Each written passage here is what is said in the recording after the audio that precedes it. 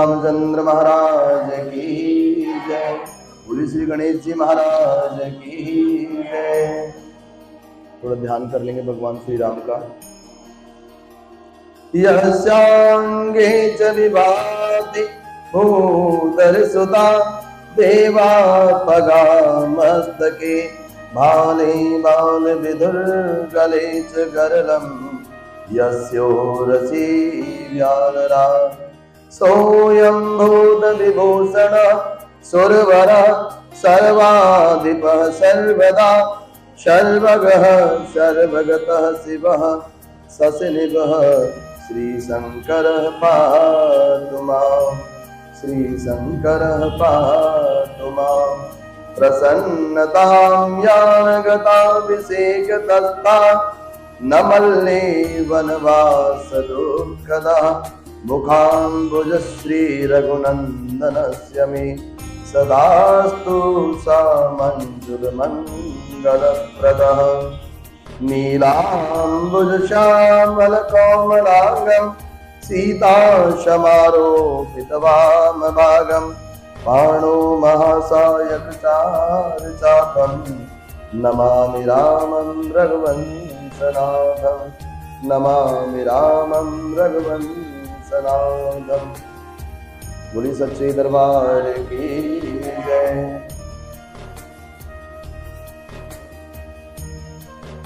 कल हम जो कथा कह रहे थे, थोड़ा बहुत तो ध्यान होगा वो कथा कहाँ छोड़ी थी।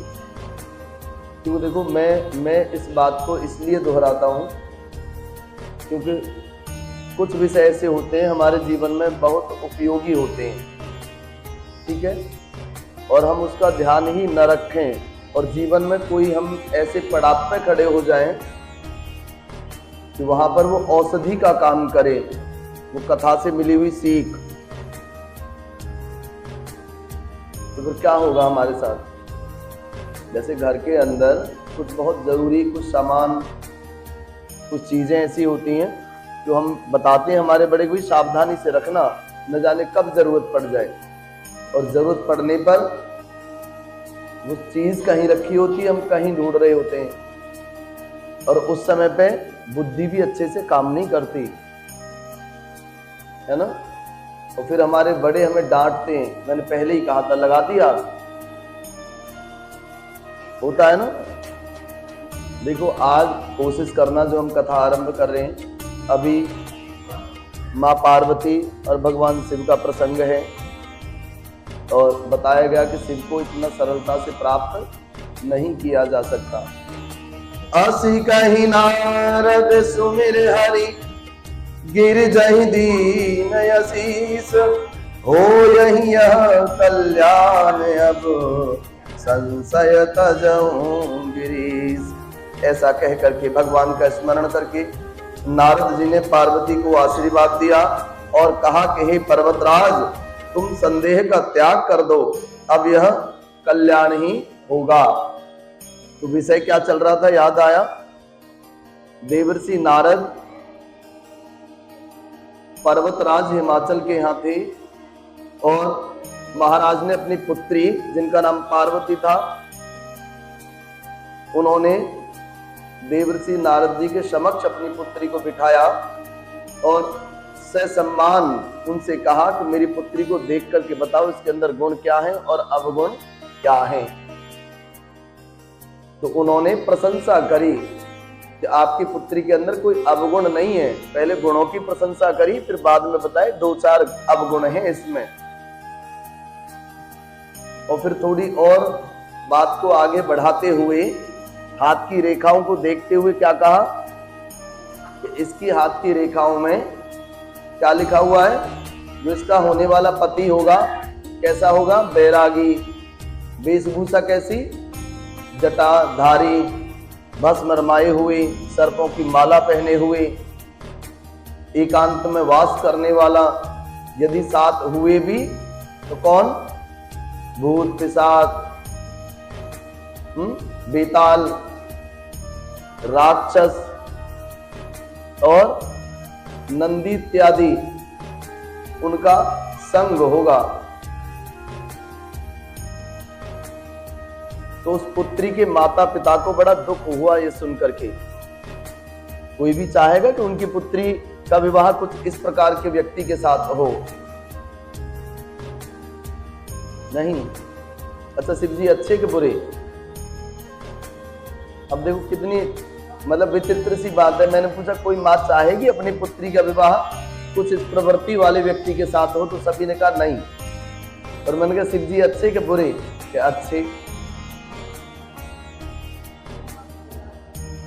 है ना। तो ये थोड़ा सा विचारणीय बात है।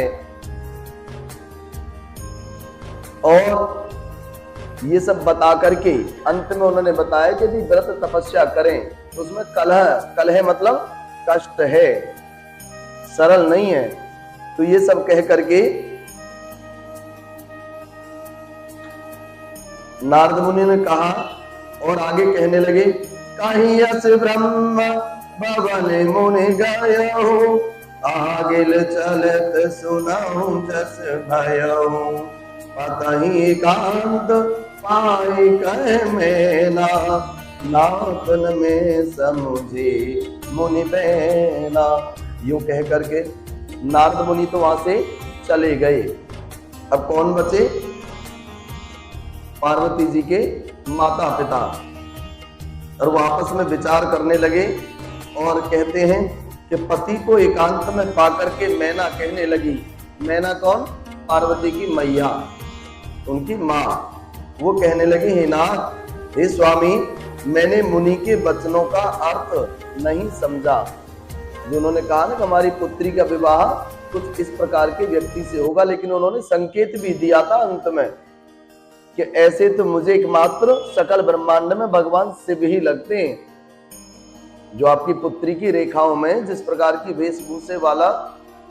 वेशभूषा वाला पति लिखा है, ये वेशभूषा किसकी, ये स्वरूप किसका? भगवान शिव का। संकेत तो दिया।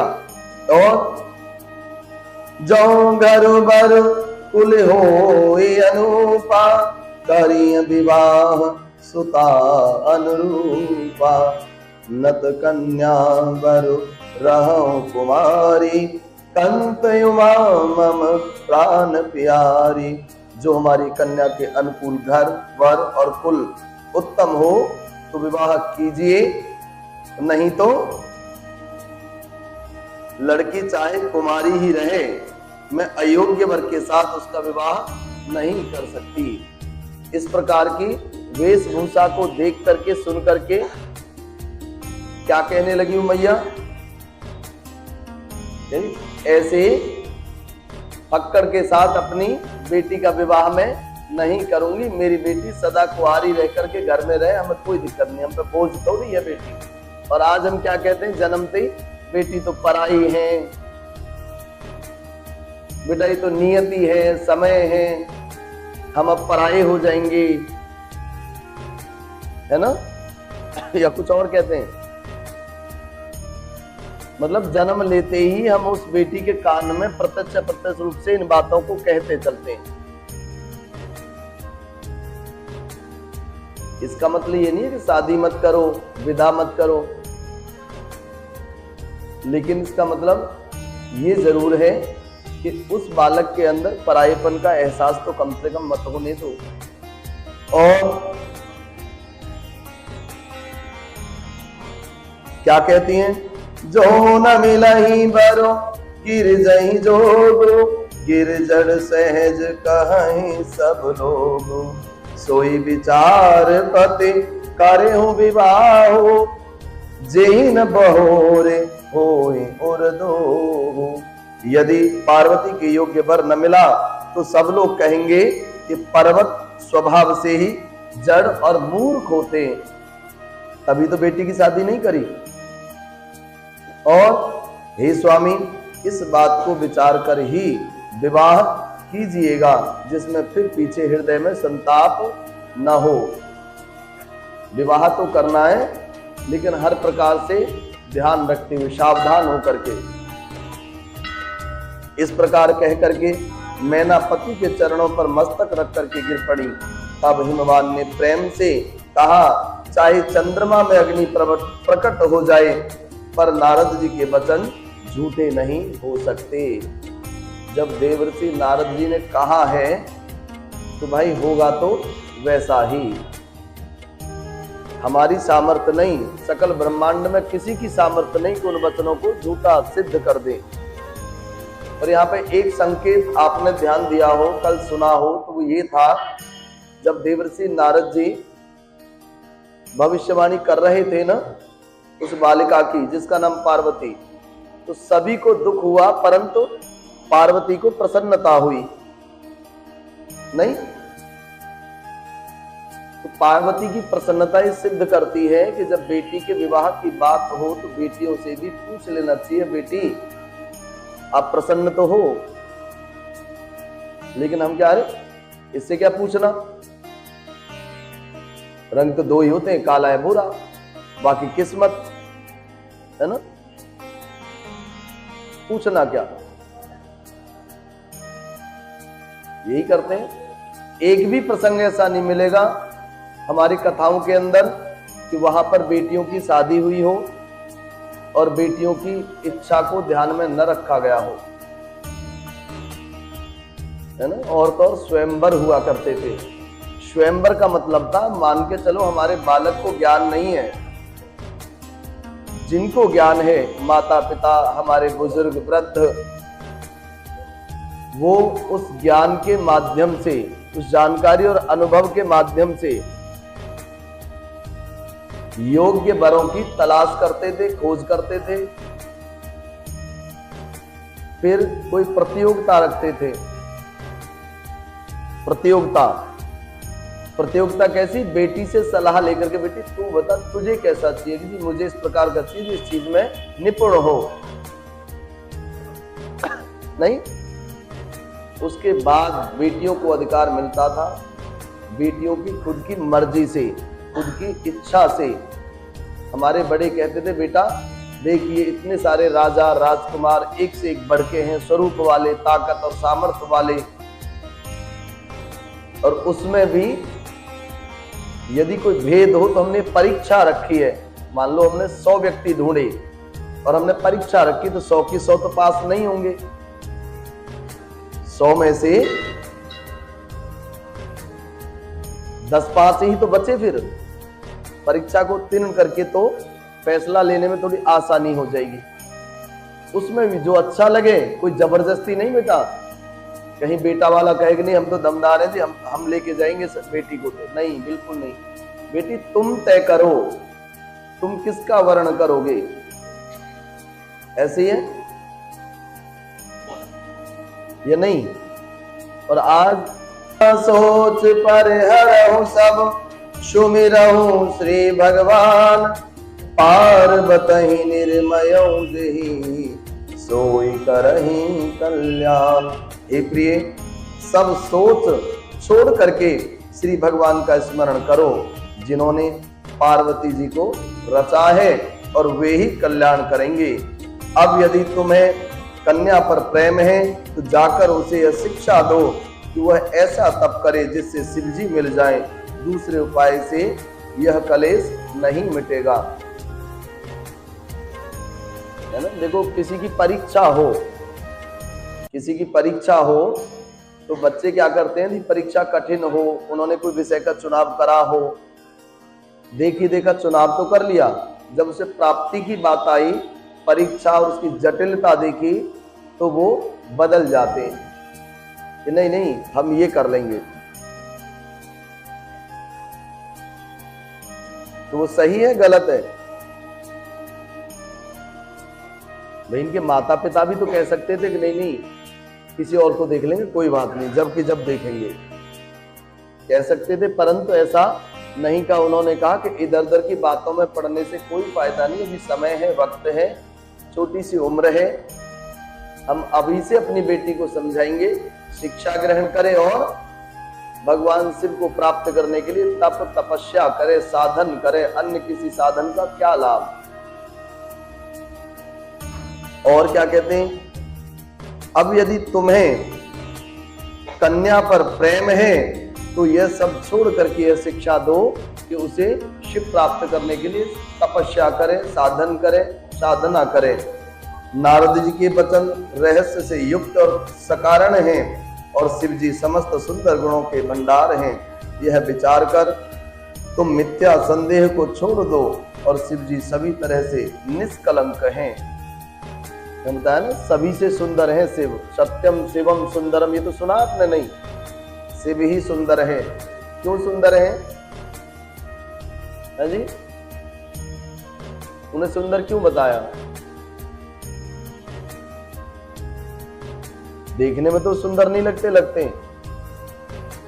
अब देखो कितनी विडंबना, हम के नहीं लगते तो गड़बड़ है। हम भगवान को कैसे कहें कि वो सुंदर नहीं? अब कहें सुंदर है। यदि सुंदर है तो मैं कहूं कोई बालक है, किसी शिव लीला या राम लीला या कृष्ण लीला में वो पात्र बना, शिव का किरदार निभाया, रोल प्ले करा, अभिनय, ठीक है, बड़ा सुंदर लग रहा है, प्रणाम भी करते हैं, नमस्कार भी करते हैं, आशीर्वाद भी लेते हैं, फोटो भी खिंचाते हैं, आरती भी उतारते हैं। और वही बालक उसी वेशभूषा में यदि वो घर पहुंच जाए तो माँ पता है क्या कहती है?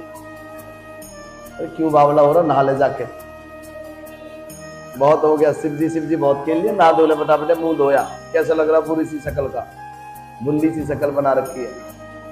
कहते हैं कि नहीं कहते? ये तो दुविधा हो गई ना। मतलब देखो, शिव ही सुंदर है, शिव ही सत्य है, लेकिन हमारे घर में कोई बालक उससे प्रभावित होकर के कहे कि नहीं मैं तो शिव जी जैसे ही रहूंगा, शिव जी जैसे ही बनूंगा, तो मन में बड़ा रोष और खेद और दुख प्रकट होता है कि भाई नहीं, अब तो गड़बड़ है, ऐसा ना हो कि बाबा जी बन जाए, है ना, घर बार छोड़ दे। अभी कैसी सुंदरता है कि कोई भी नहीं चाहता कि वो सुंदर हम बन जाए, हमारा बालक बन जाए। ये सुंदरता रहस्यमय है, गहरी है, ये ऐसे समझ में नहीं आती। तो ये रहस्य भी आगे खुलेंगे।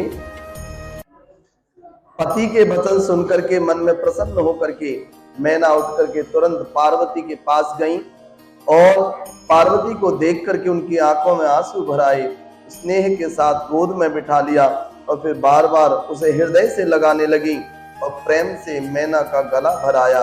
और कुछ कहा नहीं जाता, जगत जननी भवानी तो सर्वज्ञ ठहरी। माता ने मन की दशा को जान करके वे माता को सुख देने वाली कोमल वाणी से कहने लगी। माता से माता कह रही हैं, ऐसा होता है भला?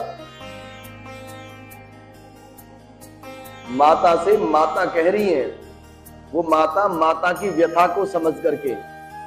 एक माता तो मैना, दूसरी जगत माता, जगत जननी, जो पार्वती के रूप में जन्म लिया उस माता के गर्भ से।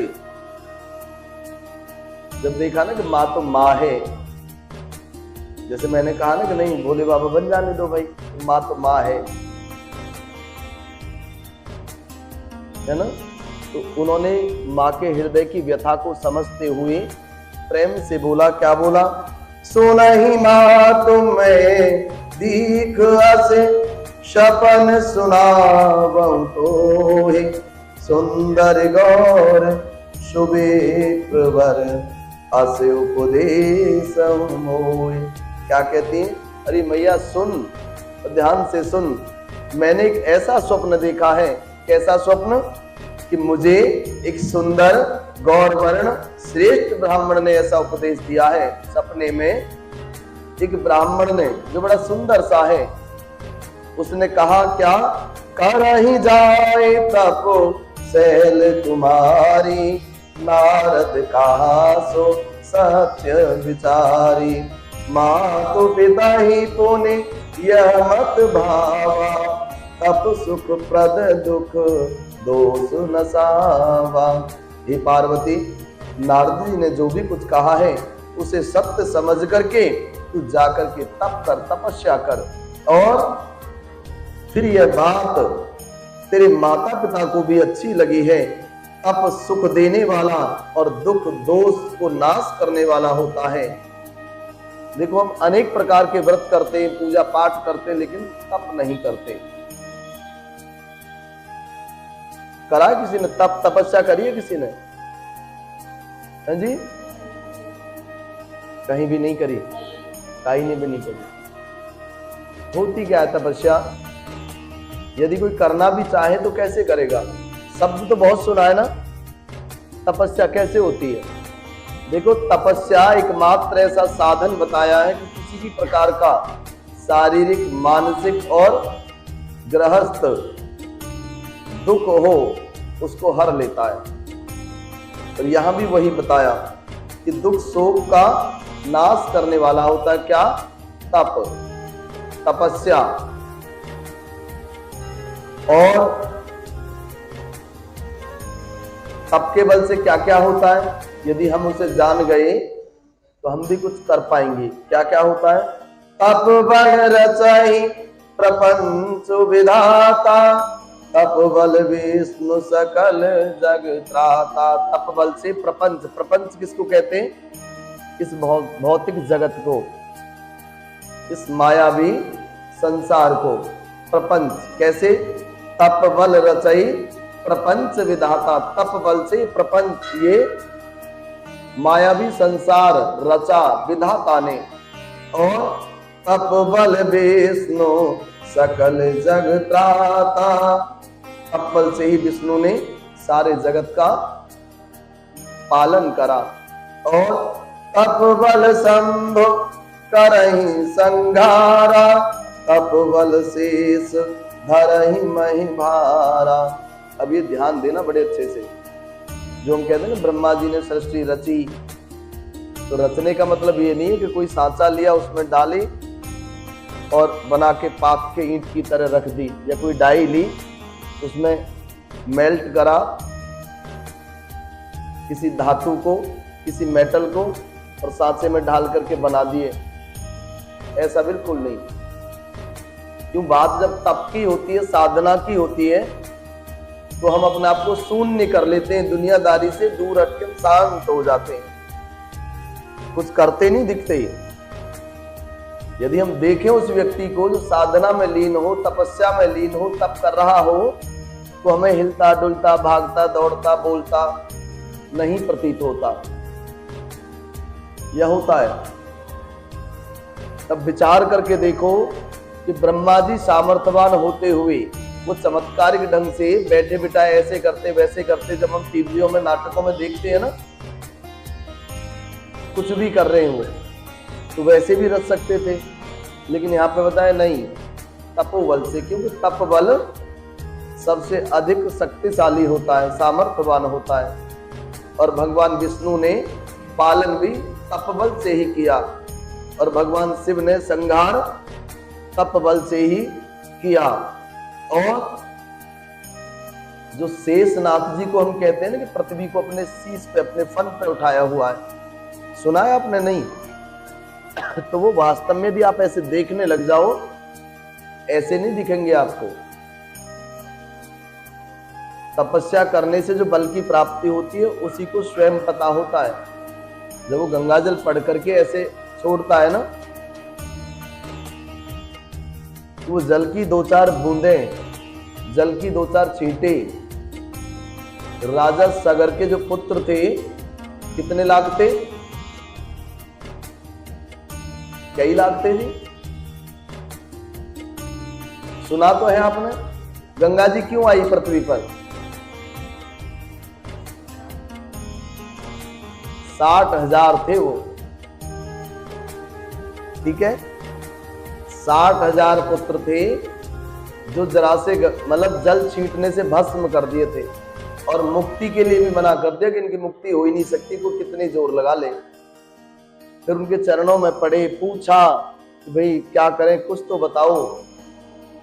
तो उन्होंने कहा अब तो साक्षात स्वर्ग में निवास करने वाली देवी गंगा यदि स्वयं पृथ्वी पर आकर के और फिर गंगाजल या गंगा जी स्पर्श करें ने, या वो चाहे तो इनका कल्याण हो, नहीं तो नहीं। चाहे स्वयं साक्षात ब्रह्मा विष्णु महेश क्यों न उतर जाएं। ये ऋषियों की वाणी है ना।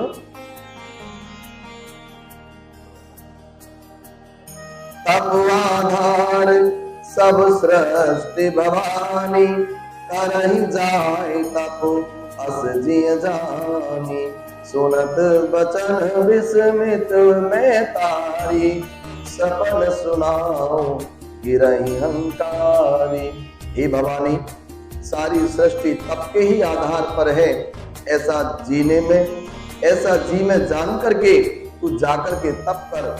और यह बात सुन करके माता को बड़ा अचरज हुआ और उसने हिमवान को बुला करके वह स्वप्न सुनाया और कहने लगी कि माता पिता को बहुत तरह से समझा करके बड़े हर्ष के साथ पार्वती जी तप करने के लिए चली गई और प्यारे कुटुंबी पिता और माता सब व्याकुल हो गई।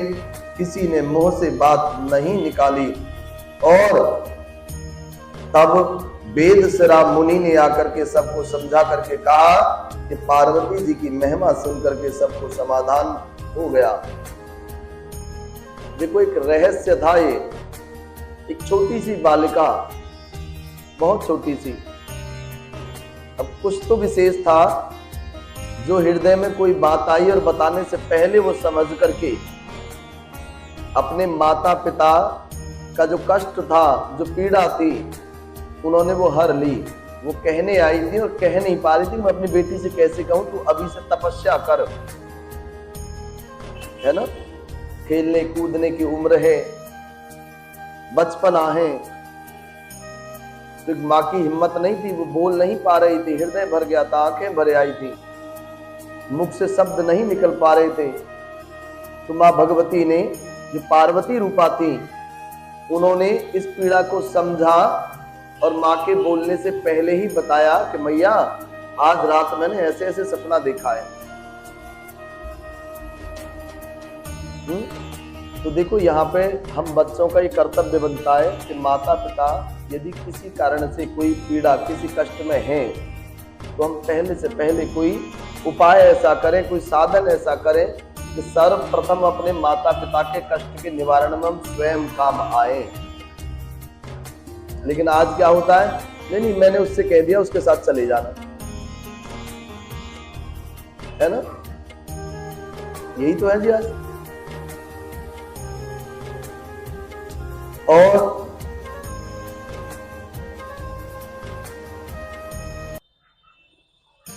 जब समाधान होने की बात वेदसरा ऋषि ने कही और क्या कहते हैं, प्राणपति शिव जी के चरणों को हृदय में धारण करके पार्वती जीवन में जाकर के तप करने लगी। पार्वती जी का अत्यंत सुकुमार शरीर तप के योग्य नहीं था। सुकुमार मतलब बड़ा छोटा सा कोमल होता है, छोटी सी उम्र में बालक बड़ा कोमल सा शरीर होता है, नाजुक। और तो भी पति के चरणों का स्मरण करके उन्होंने सब भोगों को तज दिया। अच्छा, पति का अर्थ क्या है? पति किसको कहते हैं? पति किसको कहते हैं?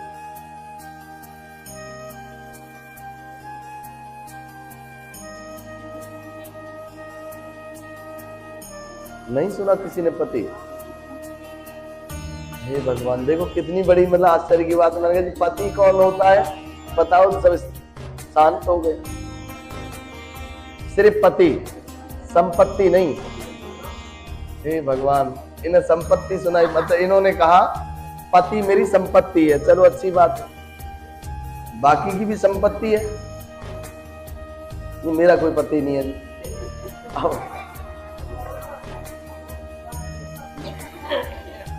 तो पति की बात चल रही है ना जी अभी, नहीं फिर पत्नी बताएगी।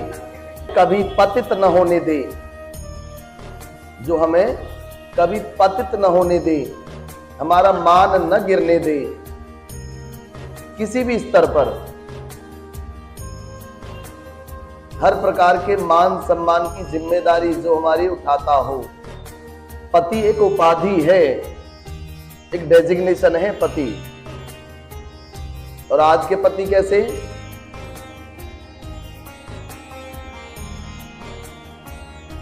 औरत है, औरत की जून में रहे, भूल गई पाम की जूती होती है औरत।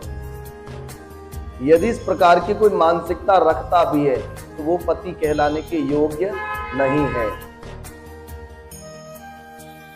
पतित कहते हैं गिरने को।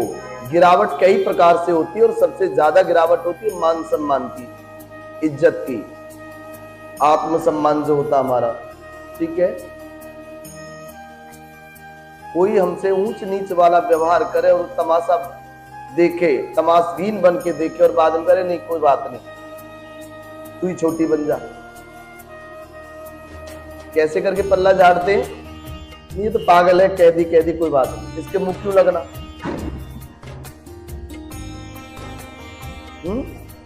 ये समझना चाहिए। तो ऐसे पति की कल्पना करके और मान करके कि मेरे ऐसे पति कौन होंगे, भगवान शिव, क्योंकि शिव और शक्ति दोनों एक ही हैं, अलग अलग नहीं। तो उनके चरणों का ध्यान करके वो तपस्या करना उन्होंने आरंभ कर दिया और स्वामी के चरणों में नित्य नया अनुराग उत्पन्न होने लगा और तप में ऐसा मन लगा कि शरीर की सारी सुध बिसर गई। 1000 वर्ष तक उन्होंने मूल फल खाए, फिर 100 वर्ष साग खा करके बिताए। और यही कथा जो बिहार क्षेत्र से हड़ताल का तीज के रूप में करते हैं, ध्यान आया कुछ, हड़ताल का तीज के रूप में इसी कथा को करते हैं कि माँ पार्वती तपस्या करने गई, लेकिन उसमें थोड़ी सी कुछ चीजें अपनी तरफ से एडिट कर दी। और कुछ दिन जल, कुछ दिन वायु, इसका भोजन किया, फिर कुछ दिन कठोर उपवास किए। जो बेलपत्र सूख करके पृथ्वी पर गिरते थे 3000 वर्ष तक उन्हीं को खाया। और हमें बेलपत्र की यदि आवश्यकता पड़े तो पूरे पेड़ को तोड़ के लाते। और यहाँ पे माता पार्वती के विचार तो देखो, भाव तो देखो, उन्हें पता था कि मेरे स्वामी को प्रिय है ये। अब किसी की कोई प्रिय वस्तु हो और उसे तोड़ दे एक झटके में, तो प्रसन्न होगा कि रुष्ट। केला, आम, तुलसी, बिल्वपत्र, ये सब किसको प्रिय है? ईश्वर को, भगवान विष्णु को, शिव को। और हम क्या करते हैं, जैसे सोमवार आया, श्रावण आया, प्रदोष आया, शिवरात्रि आई, आप देखो बाहर किसी के मन में भी ये सवाल उठता हो कि नहीं भाई तुम पेड़ों का नाश क्यों ले रहे हो, तो भगवान शिव के प्रिय हैं। आज तो हमें संकल्प करना चाहिए कि कम से कम जिस व्यक्ति ने व्रत रखा है वो एक बिल्व पत्र का वृक्ष, बेल का वृक्ष लगाए, ना कि तोड़े। और लगाने से जो पुण्य प्राप्त होगा वो हजारों पत्ते चढ़ाओ तो जीवन भर चढ़ाओ, आपको फल नहीं मिल सकता। ये और अब आप ये देखो, माता पार्वती शिव की शक्ति हैं, ठीक है, वो स्वयं इतना ध्यान रख रही हैं कि जो पत्ते सूख गए और टूट के गिर गए सिर्फ उन्हीं को ग्रहण करा। और अभी YouTube पे या कहीं और से आपको खबर मिले कि नहीं जो 108 आने वाले प्रदोष को, जो आने वाले जो प्रदोष है पिछले 1008 वर्षों में ऐसा योग बन रहा है। और जो श्रद्धालु, जो भगवान शिव का भक्त 1008 बिल्व पत्र चढ़ाएगा उसकी पीढ़ियां तक आनंद में आ जाएंगी, जनता पागल हो जाएगी।